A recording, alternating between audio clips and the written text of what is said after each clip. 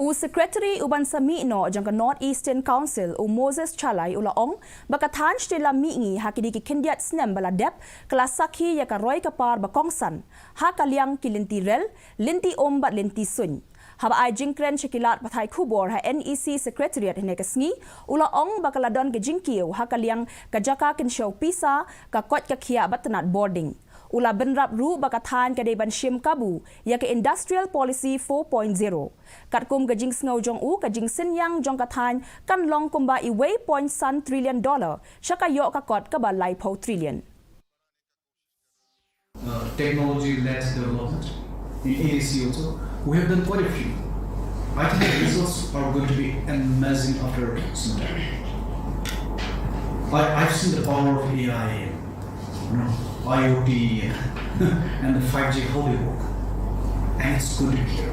Please all of us all be very, very acutely aware that this is true.